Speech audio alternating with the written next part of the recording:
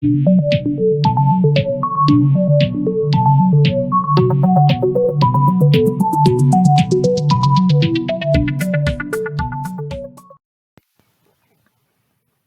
YouTube community.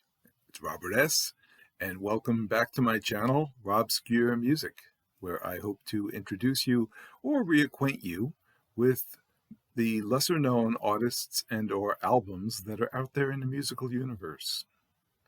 So today, I would like to feature a band from the 60s and the 70s. The band is Marmalade. And this album contains their biggest hit. This is a promotional copy called simply Reflections of My Life. I also have a CD that is called Fine Cuts, which is the best of Marmalade. And this CD is a 2-disc set. There's the band. And it includes their hits from the 60s and from the 70s. But before I get into their music, let me tell you a little bit about the band itself. First off, their music.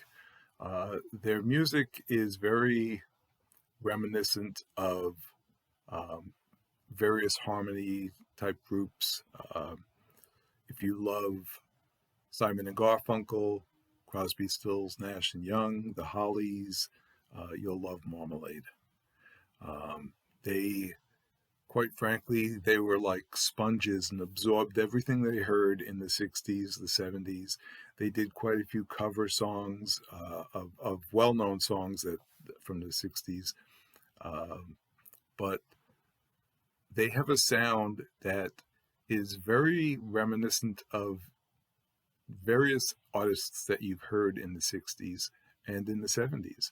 And when you listen to their songs, you may recognize some, but others will leave you feeling like you should know this song because it sounds that familiar to you. So back to their history. Marmalade really has its roots back to 1961 when a 14-year-old named William Jr. Campbell met two friends of his. I guess they weren't friends at the time, but he met Billy Johnston and Pat Fairley, and the two of them had a combo that they called the Gaylords, and that was a name that they got from a Prohibition-era gang in Chicago called the Chicago Gaylords. These three teenagers were actually living in Scotland, but nevertheless, they decided to form this band and continue to call it the Gaylords. And over the next, say, 2 years or so, they went through a number of different lineup changes. And in 1963, they actually had two new members join the band. They had an individual named Ray Duffy, who was a drummer, and an individual named Tommy McAleese. And I'm not sure if I'm pronouncing that name correctly, but Tommy would actually go on to change his name shortly after joining the band and use the stage name Dean Ford. He became their lead singer, and in 1964, Graham Knight joined the band as the bass guitarist, and he also provided vocals. So the band at that point had three singers that could provide harmony, vocalization, and as I mentioned before, if you like harmony, you'll love this group. So the band started to become very popular in Scotland, around that Glasgow area that they lived in, and they started to seek a recording contract, and they decided, back in '65, that Scotland wasn't necessarily the place to be for the music scene in Europe. So they decided they would move to London.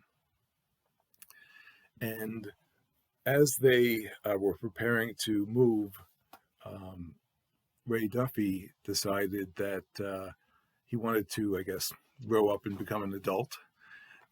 He got married and he decided to stay in Scotland. So the rest of the band moved to London, and they actually found a new drummer, and that was a gentleman by the name of Alan Whitehead. And that was somewhat lucky for them, because while they were new to London, Alan was not. He was a local lad, and he knew the swinging London scene at that time, and he knew some people. And they actually got signed by Columbia Records, and they released, I think, 2 or 3 singles that really didn't do much in terms of charting, didn't help really give them any more recognition than they already had.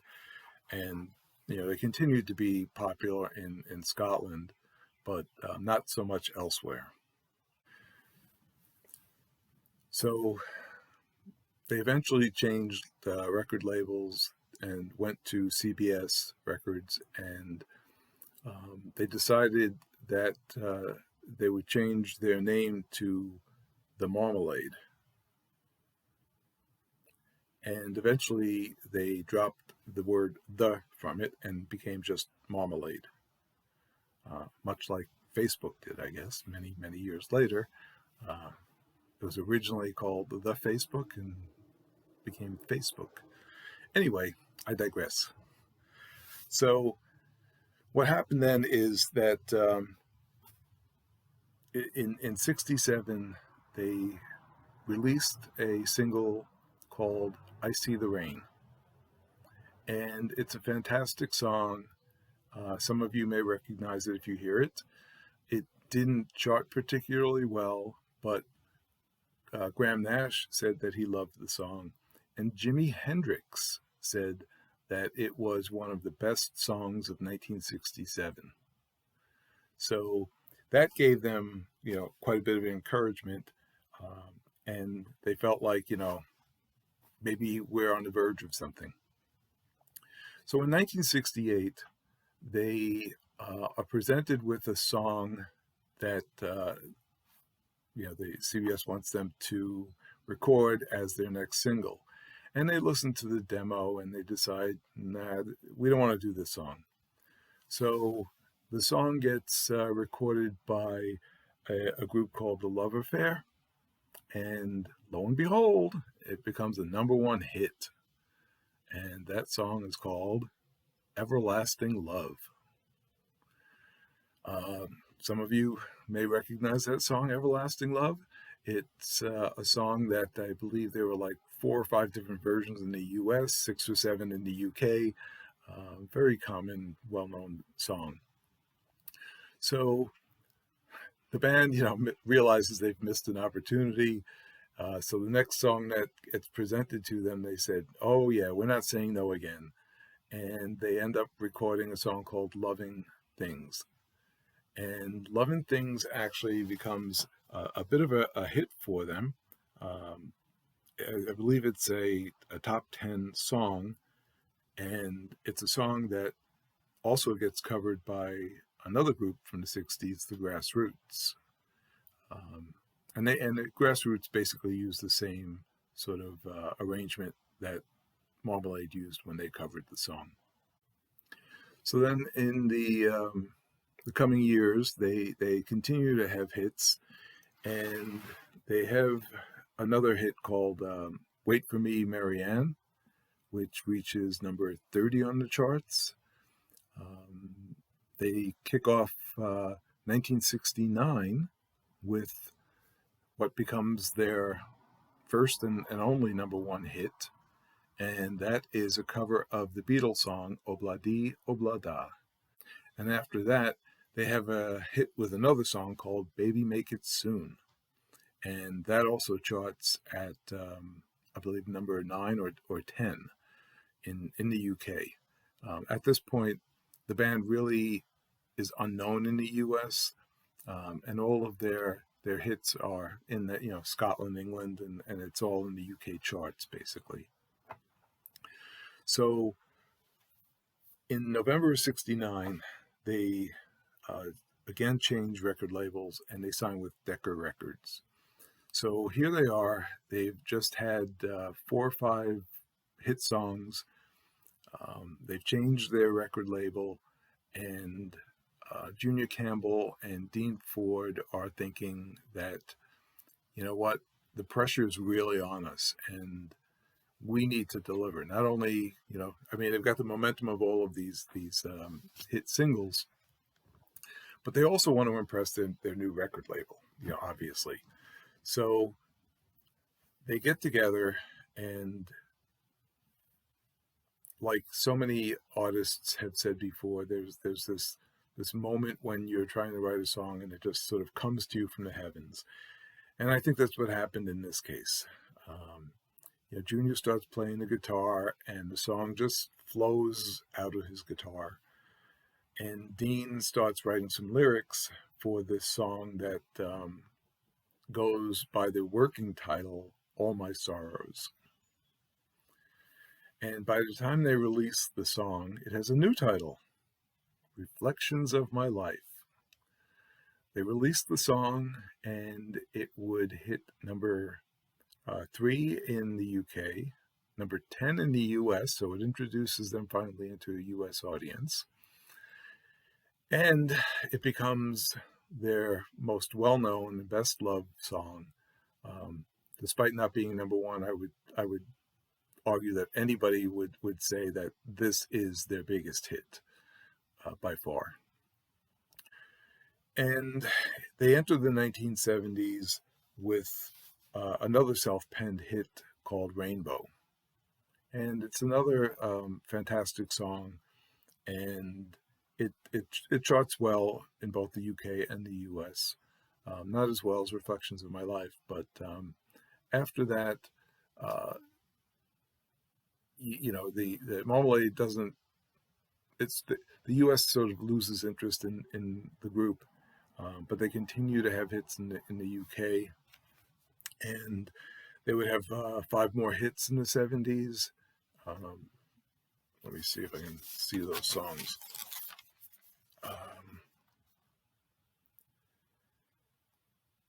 My Little One, which is pretty much a song that was written by Dean Ford.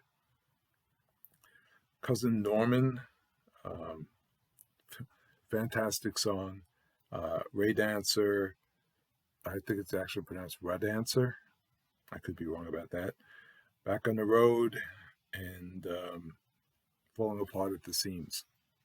So in the early 70s, Junior Campbell decides to leave the band, and they get a new singer-songwriter as a member of the band, and that's a fellow by the name of Hugh Nicholson. He would actually write a couple of their hit songs. He wrote Radancer, and he wrote Cousin Norman, both fun, fantastic songs. But eventually the band would break up. Nevertheless, I do want to talk about some of the songs on this CD. But again, this is a fantastic album, first album. It includes, obviously, their hit Reflections of My Life. I'll just show you that track listing.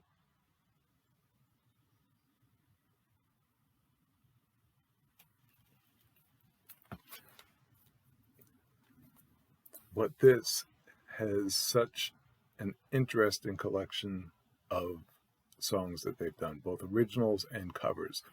And they did quite a few covers.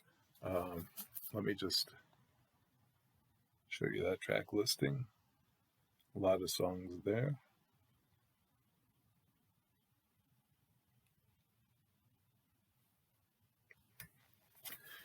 So I'll just go through a couple of these songs. And again,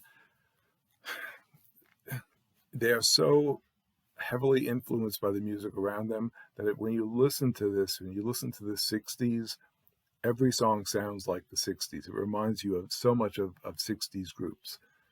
You listen to the 70s, and it's the 70s again. Um, and you're hearing, traces of different artists in all of these songs.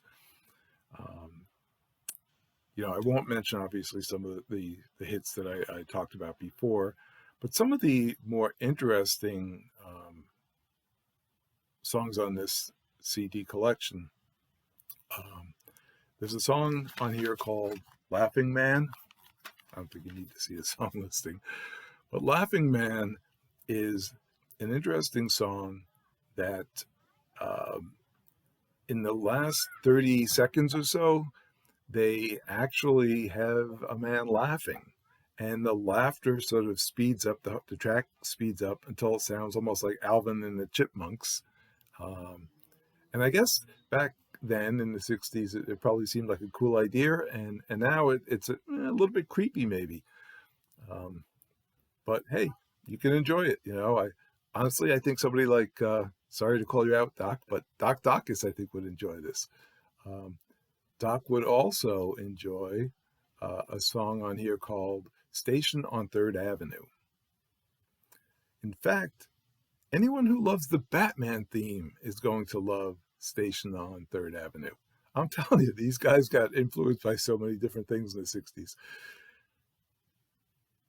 This, this just borrows from that theme. It's got the Batman theme. And they know it. They know what they're doing. They even make a reference to Catman in this song. So take a listen. Station on Third Avenue by Marmalade, and you'll hear Batman. And we've also got a number of covers, and for the most part, none of these will make you forget the originals. We have songs like Hey Joe, Jimi Hendrix, and others who've done that song. Again, they do a fine version, but it won't make you forget the original. Obla Di Obla Da I mentioned before. Time is on My Side there's a song on here called Time is on My Side. It's actually not the Rolling Stones song. It's an original that sounds nothing like the Stones song. It just happens to have the same title. Butterfly, which is actually an obscure, see what I did there? An obscure Bee Gees track from their early days. Butterfly is a great song. Both the Bee Gees version and the Marmalade version, I think, are very good. Take a Little Piece of My Heart. I think we all know that from Janis Joplin.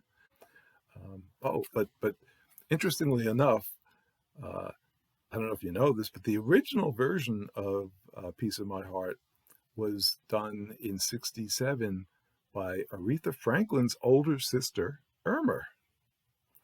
And Irma did it because another artist, Van Morrison, turned it down.